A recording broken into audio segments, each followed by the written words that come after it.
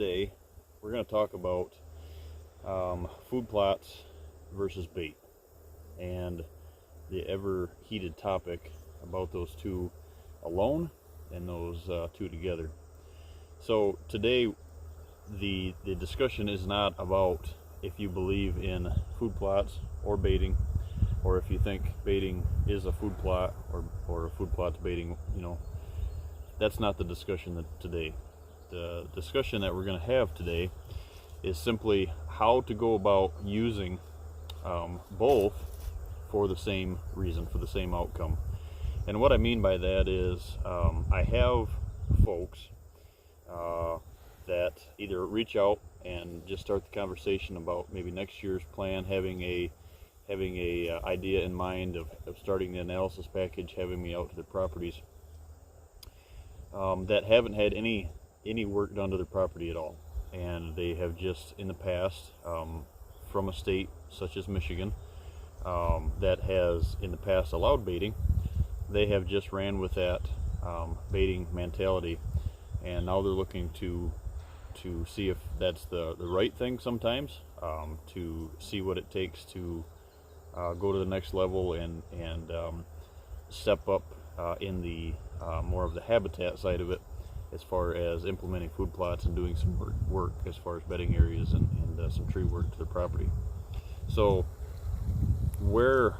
today what we're going to talk about, like I said, is how to utilize both of those products, one a food plot and one baiting, how to utilize both of those to get to the same goal, and why I feel that they both, if treated correctly, are very powerful tools. Now, if you follow along with anything that I do, you'll catch on real quick that my biggest thing that I try to push is any property, whether you're on you're hunting a private parcel or you're hunting out on state ground or public ground, any parcel that you're hunting, any property needs food. It has to have a destination feed location of some sort, or you have to have small labeled shot plots, if you will, small satellite plots leading up to a neighbor's destination field, whatever that case is. If you don't feel that you have the room or the acreage, or your land just doesn't permit those larger destination feed locations, an acre, 2 acres, up to a 10-acre cornfield and larger, how do you, I always recommend that you have to have that food. You have to have a food source. So out on public ground, we're looking at, more of a oak flats. We're looking at something that stands out, that a lot of the other public ground around you doesn't have. If you're in areas where it's wetland, and not to say that you have to only hunt public ground that has cornfield, like some of the southern, the Midwest and a lot of southern states have, the southern portion of Michigan, I should say, have the ability to do that. Up here where we're at, like in mid-Michigan and northern Michigan, and then obviously I travel the country from here, but we're based out of here. We don't have there's very few, if any, public ground locations that you are hunting a cornfield or have the ability to hunt that.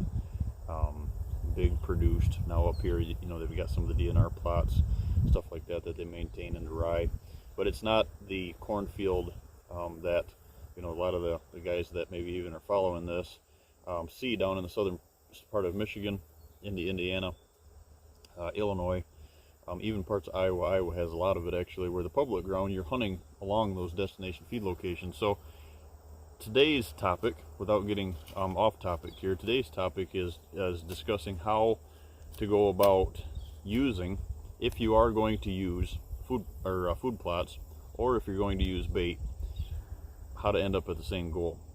Now, it's like I said, it's a heated topic, and we're not going to go down the road of whether you believe that planting a food plot is the same theory as putting a bait pile out, because there's a lot of implementation that's brought to a weather dependent, having that green thumb of getting that food plot such as this behind me to grow and hold deer and maintain deer throughout not only through the early season but also into the later months.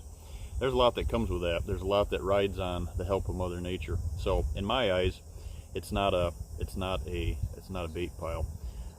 There's a reason is not that I don't think that it has the same draw or the same effect, or could have the same draw and effect, but my approach is the difference is once you establish a food plot, just like behind me here in the distance, once you establish the food plot and you whether it's a spring planting, a summer food plot, and then you come back in the first week of August where we're at right now, and you tie in your brassicas and you make sure that pH is right and your fertilizer is good enough, to get you the most tonnage, to get you to the end of the later months of the hunting season. There's a lot to be said with not having to go back in to disturb that area once you're done with it in August. Other than stopping in, running the side-by-side or the four-wheeler in there once in a while to check it, maybe pull a card, a camera. I don't recommend the cameras being right on the plots because, like I've said before, I like to make those plots the same as I like to make bedding areas. We like to use them as sanctuaries.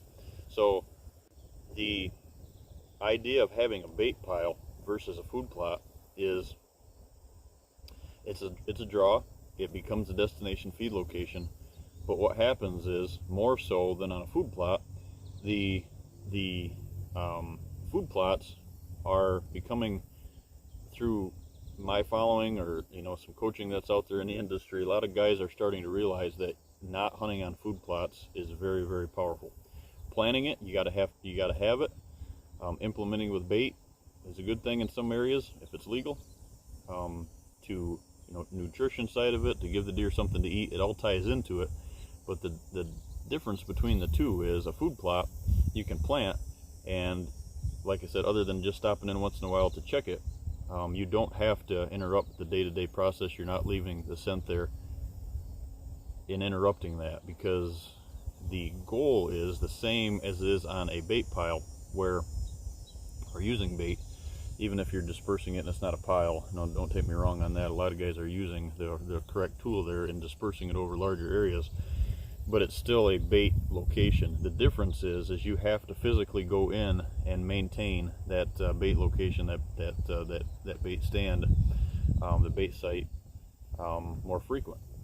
And what's happening is, unlike the education now of getting folks off from hanging the stands and the rifle blinds off from the food plots, the bait piles are still getting hunted over, and that to me is the difference.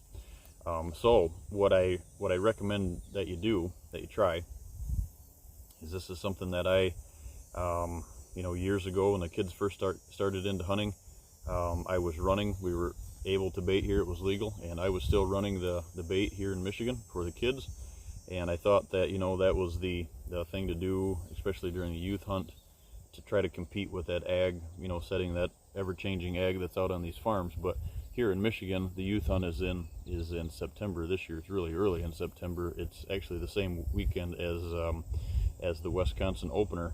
We here in Michigan will be having the youth hunters out in the woods, and so there's a lot of deer that are out in these still in bachelor groups. They're out in these ag settings, and on small parcels that don't have the destination feed location, that bait can be very powerful.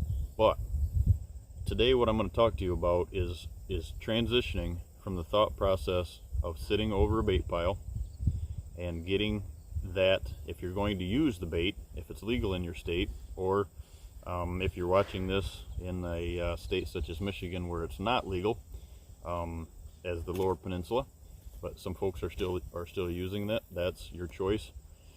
I wouldn't recommend that, but that's your choice. And then also in the northern part of our state, in the Upper Peninsula, where it is legal to use it, I recommend, and I'm really starting to help folks understand, is using that tool, using that bait pile, bait site, as a food plot. Now what I mean by that is dispersing it over a larger area, not having it in one pile.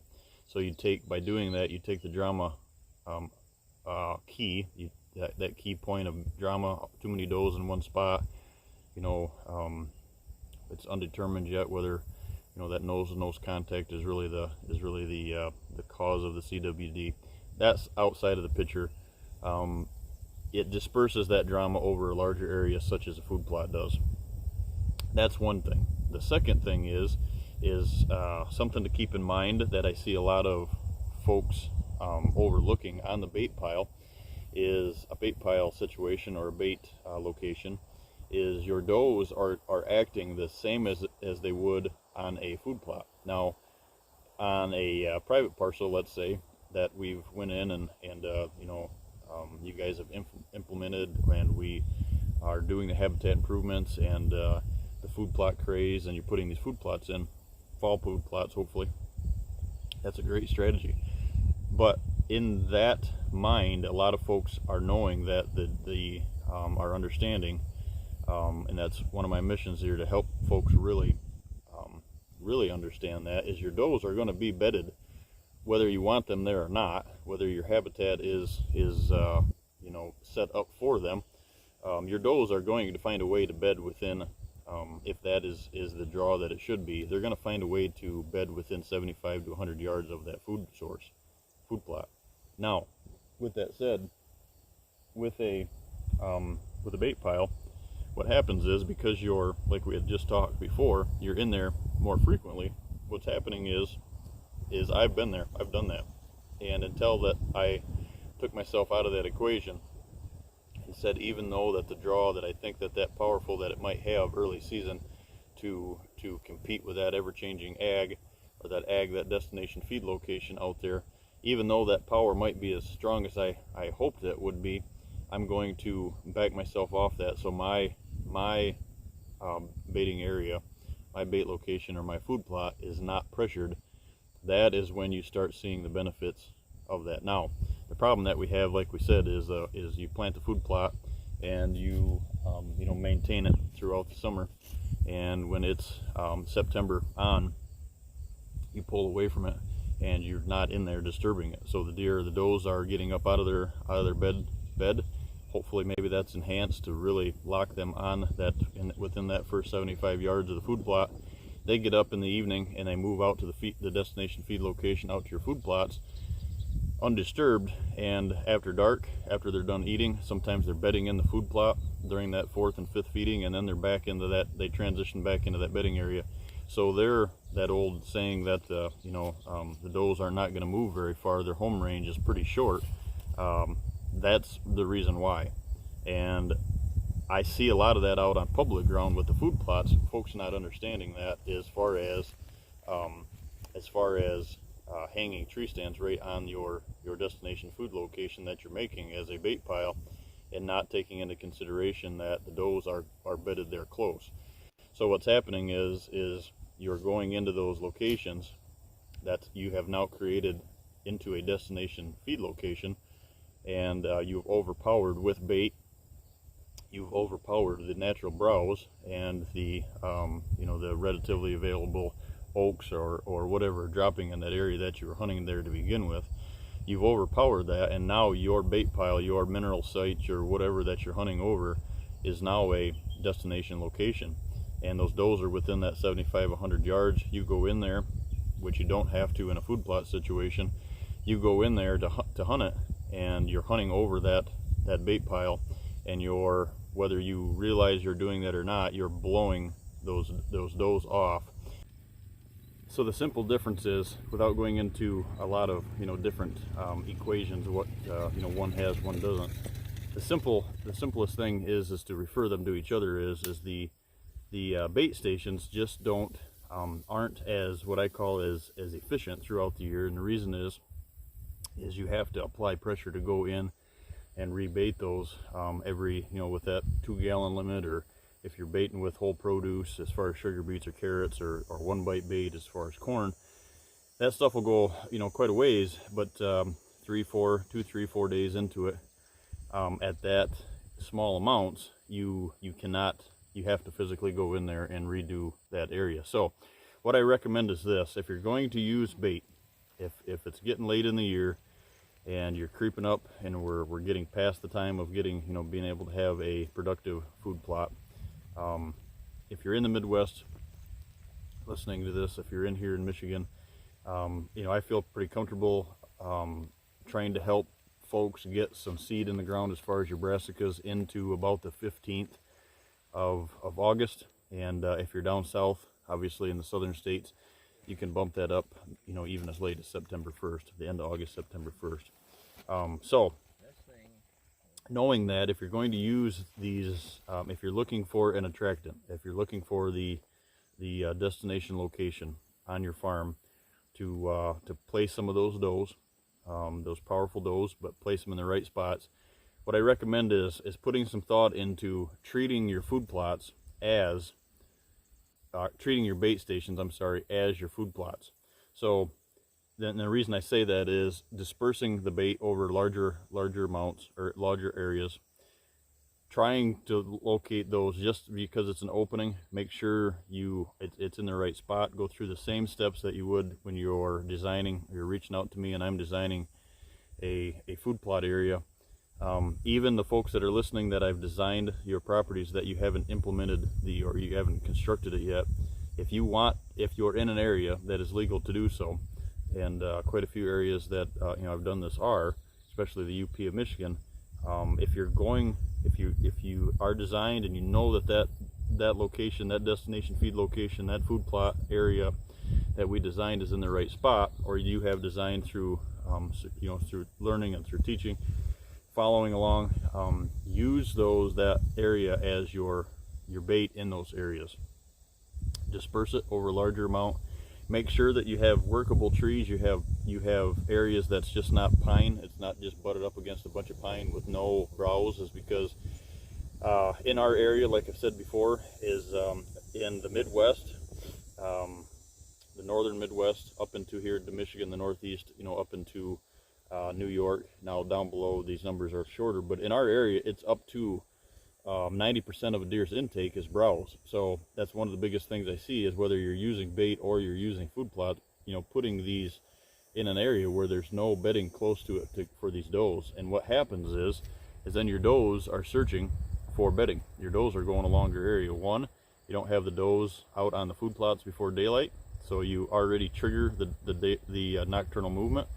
And now you're pushing all your stuff back behind your staging areas. And it's best to design your bait locations exactly the way that you would your food plots, and go into it with the same thought process of, this is my destination feed location, this is my food plot without the natural growth of brassicas, but in the form of one bite bait, or I recommend one bite bait, but especially in areas where, you know, the CWD might be an issue. Or if you're in an area where you can use sugar beets, carrots, that's your call. But the video here today is to help you understand, by placing them and by making a destination feed location, you are now putting the emphasis on one location, and you have to treat that as a destination feed location, as a food plot, as a bait site. And time and time again, whether it's on private land or out on public ground, what I'm seeing is these food plot or these bait stations are being hunted over. So not only are you in and out of that location more than you would be a food plot to maintain it, to make sure that bait and that attractant is there, you're also hunting over it. And that's why I educate folks, the same reason I educate folks to get off from the edge of the food plots, get into those transition areas. And guys, I have this comment all the time, well, my farm's not big enough to get off the edge of the food plot and I want to see deer. Well, if your farm, if your land is not big enough and you feel that's the issue, your food plot is probably in the wrong spot, or it's in the wrong dimension. Instead of it being a circle food plot like a lot of folks do, you need to make that them long linear plots. You need to tuck it in behind some trees, you need to get some screening, whatever the case is, so you can get off from there. And it doesn't have to be far. It can be with screening. I've designed stands that I know I can get people in and out of because of contour and screening that's been 25 yards off the food plot. Other spots are that 150 yards off the food plot into a transition area, because we have the room to do so, because the land and the acreage permits. Now, if you're on smaller parcels, it just makes that outlook as far as not blowing out those bait stations and blowing out your food plots, and ending up with the same goal. They can be used for the same reason. They can be used as an attractant, but you have to remember that a bait, unless you're going to hang a 55-gallon barrel full of sweet feed or corn, and you put it on a 2-gallon a day limit, and it lasts for 20 to 25 days, whatever the case is, and you get a whole month out of it, then that's a little bit different situation. But you're still going in there, and if you can do that, and your state allows you to use them feeders, them broadcast spin feeders, and you can put that in large amounts without the bear tearing it apart on you, I'd highly recommend that. The more that you can get there, and not all in one lump sum, but on the ground, but as far as being relatively available, so that caster kicks on, and that spin caster kicks on and puts that feed on the ground at the legal amount or your preferred amount, I highly recommend that over a big area. Or as simple as, if you're going to use it, go into these areas as your bait locations and broadcast that over a 1/4 acre location. It might sound goofy, but take 2 gallons or your 5-gallon limit, whatever it is, spread it over a 1/2 acre, a 1/4 acre food, where where you treat it as your food plot area. It will shock you the less amount of drama that you have, and by doing that, your does will bed closer. And then the object is to leave it alone. Public ground, I've got a tip for you. I haven't, my personal, knock on wood, I haven't had any issues with doing this, and maybe the areas that I hunt, people are respectful, and I know this is, it doesn't go all over the country, but what I do is if we are in an area in the past when it was legal to bait, and I was running the bait out on like public ground situation, or for that matter, a piece of private ground that I wasn't the only one hunting, what I did is I actually would put the bait out, the 1-bite bait, and I'd spread it over a 1/4 acre, 1/2 acre area, legal limits, and spread it over that large area, and I'd hang a stand on it. And the reason is, it was a placeholder, so you don't have to worry about anybody that's respectful enough, that's a public ground hunter as well, or somebody else that's hunting the private ground. If you're all on the same wavelength, which I know that's hard to, just because you represent yourself that way, a lot of folks don't look at it that way, and I get that, especially out on public ground. But I hang a stand on it, and that just shows everybody that, hey, this is my bait location, this is my hunting location, and people stayed off from it. I had cameras there, I had cameras above my stands, and I never had an issue. The reason the stand was there as a placeholder, I did not hunt that myself, but it was hidden, so the deer weren't spooking from it. But there was no reason for them to wind me, because my scent wasn't there. And the amount of taking, back to the old days of taking the bait and putting it in an area that was, let's say take 2 gallons and you put it over a 10x10 area, or 5x5. I remember dumping 100 pounds when it was legal of corn in one spot, years ago. But just dispersing that over a large area, the bait, I would come back, and the bait that was normally burnt 2 or 3 days and gone, and I would come back to that same location a week later, and the bait would still be there. It's not because the deer numbers were lower, it's because they're browsing, and as they're browsing on other things. They're picking out other forbs along the way, and they're not just focused on standing all in one pile. And the drama factor is key. It's probably more so than just dispersing the deer in that area and getting them off, all that nose-to-nose contact. The drama is, the more deer that you put on these bait piles, the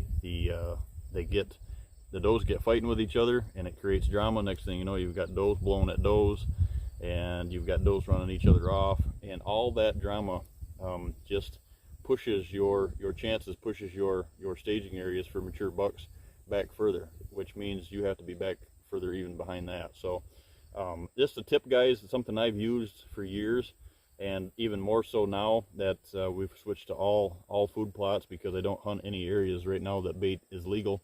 And if baiting was legal here in the state of Michigan, as far as 1-bite bait, I would use it. And but one bite bait is because, you know, I've set that kind of precedence before, about my feelings about the one bite bait. So this goes for, you know, Michigan, Kentucky, Ohio, all these states that it's legal to do. Even in Iowa, for example, when it's legal to use the corn and the attractant before season, same tip: put it out there, treat it as a food plot. If your budget does not allow the creation of a food plot and the maintenance of a food plot, I'm not gonna lie to you guys. There's a lot more maintenance right here and money involved in it than there is a food plot. Plain and simple. That's the name of the game.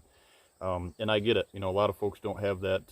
I just feel, you know, I'm blessed enough to have that time and funding and availability to be able to maintain this. And but a lot of folks don't. And, you know, and there's a lot of things that tie to that. You know, they're traveling long distances to their locations to hunt. They're only there for a weekend to begin with. And I've been there.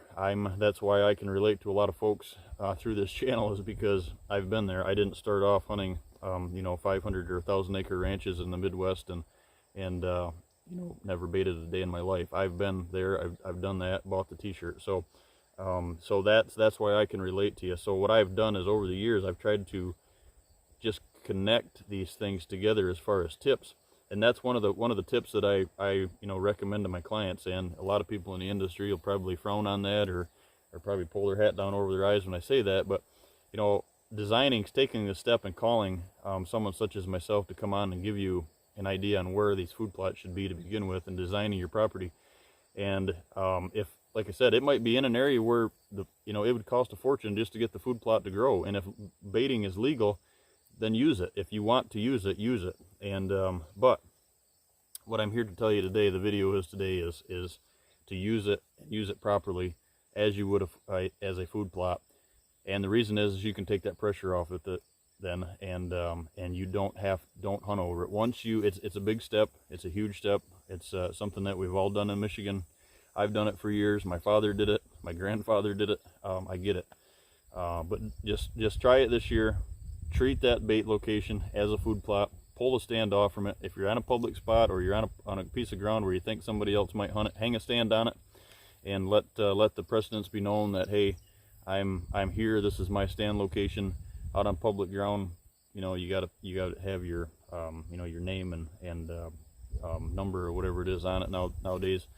And you know, let people know. And if they're respectful, like I said, they'll stay away from it. By tying those couple things together, treating a bait station as a food plot, it's a game changer. It really I'm not going to say it'll you know, take your success 100%, because that obviously all ties into a whole bunch of other things. As far as deer have to be there, and you know, scent control and all that, you still have to treat it the same way.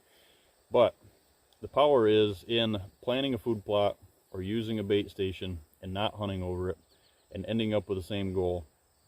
So the guys that are listening to this that have the ability to plant food plots, and the guys that don't have the ability to do that and elect to bait, my goal is, through this, is to stop the diversion and stop the hate. Because, guys, let's face it, we're losing hunters faster than ever before, especially with all this nonsense going on right now in the country.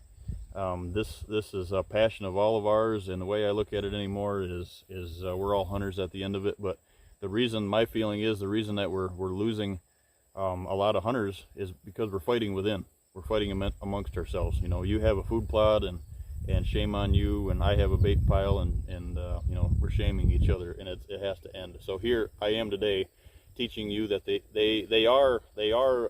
end goal is the same. They're two different entities, because of things that I just stated, because the pressure and everything else that comes with it. But the biggest thing is treat them as a food plot. Treat them as a destination feed location. If you don't like the word food plot, use it to say cornfield. Use it as a cornfield. I don't care what you say the destination feed location is. Treat it that same way. Don't hunt over it. Take the pressure off. Get yourself in those transition areas. Let those bait stations or those food plots become part of your sanctuary, one of your two sanctuaries, and you will benefit. You will benefit from them, the easy steps. So take this one to the bank. This is the time of the year that everybody's out polishing these food plots, getting their bait sites located, getting their tree stands hung in the spots. here's a tip: if you're going to bait, hang a stand on it. Don't hunt it. Use it as a placeholder if you're out on public ground, or you're on, like I said, a piece of private ground that you're worried about somebody hunting that bait location. And use it as a food plot. Get yourself off from the edge of that food plot. And if you don't do anything else that I ever preach and teach or talk about, or whatever the case is that you want to take from this channel, if you never do anything else, do one thing: don't hunt your destination feed locations. Thanks, guys.